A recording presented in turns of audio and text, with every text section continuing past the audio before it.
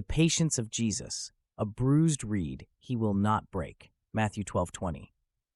Let's think about how patient Jesus was. First, let's understand the word itself. Patience is a word that we all know, but sometimes we don't fully grasp its meaning. We use phrases like, "I have no patience with that person," or "my patience is running out," and we understand what we mean. But what does patience actually mean? It turns out that this familiar word has more than one meaning, like a star that appears as one but is actually two stars. The first meaning of patience is calmly waiting for something we hope for. We can see this virtue in animals too, like a cat patiently waiting for a rat to appear. Humans also have this virtue to different degrees, and it can be a great strength to be able to wait calmly for something we want. We see this patience in many areas of life, like when people invest their money in something that won't give them returns for a long time. They patiently wait, knowing that in the end, it will pay off. But patience also means something else. It is the ability to endure pain and trouble without complaining. We can see this in someone who has been sick for a long time, but never complains or rebels against their situation. We can also see it in a leader who faces opposition, but continues to work towards their goals without giving up or complaining. Patience is a state of mind that endures, waits, and holds on. Some people may have one type of patience, but not the other. They may be able to calmly wait for something, but struggle to endure physical pain or social persecution. Others may be able to endure physical challenges and opposition, but struggle to wait patiently for a long-term goal. Patience exists in different degrees and forms. We often hear about the patience of Job, a character from history who endured many trials, but even his patience had its imperfections. He complained and expressed his pain, but he never gave up. This enduring spirit is at the core of patience, and despite the flaws in Job's patience, it remains a powerful example. But if you want to see patience displayed in its most perfect form, without any imperfections or flaws, you will see it in the character of Jesus of Nazareth. If patience means waiting calmly for something we hope for, then Jesus had an incredible amount of patience. Can you think of anyone else who had to wait like he did? For 30 years, he waited in a small town called Nazareth in Galilee before starting the work he believed God had given him. We often don't think about how much this must have cost him. It can be difficult to convince many young people to wait long enough to properly prepare themselves for their future careers. Thousands drop out of school before completing their education, not because they can't finish, but because they are eager to start working. Just think about what waiting meant for Jesus. Imagine how restless he must have been in Nazareth, dreaming about all the amazing things he could do and should do in the world. As he watched person after person pass him by and achieve success, his soul must have been stirred. He too must have felt the urge to hurry. Consider what his dreams were, and you'll understand how they must have tugged at him and made the slow, uneventful years in Nazareth seem endless. But he waited. At 21, he said, "Not yet." At 25, "Not yet." At 28, "Not yet." The 20s are a time when our passions are strongest and our souls are most eager to move forward. Jesus waited in Nazareth throughout these fiery years of youth. It wasn't until he reached his 30s that he finally said to himself, "The time has come." At 30, a person has already lived more than 1/3 of their life. Jesus had so much to do, so surely now that he had been baptized, he would eagerly jump into his work and push his plans with a vigor that would amaze everyone around him. But that's not what happened. Instead, he calmly contemplated the best ways to help his generation. The leaders of the people were looking for a man who would use the same methods as those who had previously shaped the destinies of nations. It was clear to everyone that the most effective way to achieve great things was through the use of force and military power. By adopting the strategies of his predecessors, Jesus could gain control over the kingdoms of the world and bring about change. He listened to these voices that came from every direction, urging him to follow their path. In his imagination, he saw himself standing on a high mountain overlooking the kingdoms below. He saw how he could take control by using the same methods as those who came before him. But after considering the situation, he said, "No, I won't do what others have done. I will choose the slow and difficult path. I won't force my way through. Instead, I will patiently work to bring about change. I won't conquer the world with military tactics. I will heal it with compassion and empathy. With this conviction firmly rooted in his soul, he began his ministry in Galilee. To the people around him, he always appeared to be moving slowly. They would ask him, "Why don't you move forward quickly? Why don't you hurry? Why don't you make things happen? Why don't you say everything you need to say and do everything you need to do right now?" These were the questions thrown at him by both friends and enemies. But when they urged him to hurry, he would reply, "Are there not 12 hours of daylight? Or the right time for me has not yet come." Instead of setting the land on fire with his actions, he seemed to hold himself back, restraining his disciples and trying to avoid becoming famous.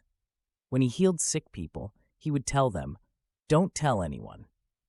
When the followers of Jesus saw him shining brightly on the mountain, he told them to stay quiet. As a result, he only gained 120 disciples throughout his life. It's sad to think that after all his hard work and effort, he only had such a small number of followers. But he wasn't discouraged by the sight of just 120 men. He died with contentment in his heart, saying, "Be of good cheer, I have overcome the world." It wasn't an immediate victory, not even 100 years, or 1,000 years, or 10,000 years after his death. However, he spoke with certainty, knowing that despite all the obstacles, delays, and setbacks, the final outcome was guaranteed. Before Pontius Pilate, the Roman governor, he said, "I was born for this purpose and came into the world to bear witness to the truth." He did his work and died. The progress has been slow, but he remains patient in his heart, looking at the slow passage of time from his glorious throne. He patiently accepts the feeble efforts of his followers and is willing to wait for stubborn hearts to submit, knowing that eventually, somewhere, the kingdom will be established and all his dreams will come true. That's the epitome of patience. But Jesus' patience doesn't end there. The path of a reformer is never easy, and Jesus' journey was the most difficult one ever taken by a human. It's true that he came to his own people, but they rejected him. The light was shining in the darkness, but the darkness didn't understand it. With love in his heart, he knocked on the door in Jerusalem, but the gatekeepers refused to let him in. He knocked on the door in Nazareth, and although it was initially opened, it was quickly shut in his face. He traveled through Galilee, facing rejection in every city he visited, but he never lost hope or complained. Wherever he went, he was pursued by enemies who wanted to see him stumble. They questioned him, hoping to trap him with his words. It's difficult to speak when every sentence is carefully watched, with people eagerly waiting for a slip-up. Everywhere he went, he was under the scrutiny of jealous eyes. Everything he did was criticized, and every action led to a fresh wave of abuse. His enemies surrounded him like mosquitoes, biting him and stinging him like hornets, but he never complained. They annoyed him, bombarded him with insults, spread lies about him, but he never became bitter. We've seen good people become sour simply because they were misunderstood by a few individuals. Many good women have become bitter due to unpleasant experiences with their fellow churchgoers. This man from Galilee faced nothing but misunderstandings, ingratitude, criticism, and abuse, but he never complained. At the end of the day, he remained as kind-hearted as he was in the morning. Even before his time, someone had predicted that when the greatest man arrived, he would endure suffering without uttering a word. When people observed Jesus, they were reminded of the prophet's powerful words, "Like a lamb led to the slaughter, he did not open his mouth." And if Jesus had patience with his enemies, he also had patience with his friends. In fact, his friends probably tested him just as much as his enemies did. His friends didn't understand him. Even his own mother and brothers didn't sympathize with him. The disciples, whom he devoted himself to, constantly failed to grasp the importance of his teachings. They were slow, unintelligent, self-centered, and unable to comprehend the profound things he had to say. But he remained patient with them. On the last night of his life, when he gathered with them in a house in Jerusalem for a final conversation, they even argued about their places at the table. Yet, he lovingly rebuked them and showed his humility by washing their dusty, bare feet, a task typically performed by servants. Through this act, he taught them a lesson he had been trying to instill from the beginning. The greatest among them must be a servant to all. After Jesus' ascension, they finally saw a beauty quality of his character, which they couldn't fully appreciate during his days on earth. Among the ideal character portraits created by previous generations, Matthew believed none depicted Jesus of Nazareth more accurately than this one. A bruised reed he will not break, and a smoldering wick he will not snuff out. This was his nature, whether dealing with enemies or friends. He expected much from his disciples, but he didn't expect everything at once. He kept telling them that even a small amount of faith, as tiny as a mustard seed, was enough to start with and could lead to great miracles. Many great individuals have been notoriously impatient with their weaker and less capable companions. Strong themselves, they couldn't sympathize with weakness. Clear in their own minds, they couldn't tolerate the confusion of those lost in a haze.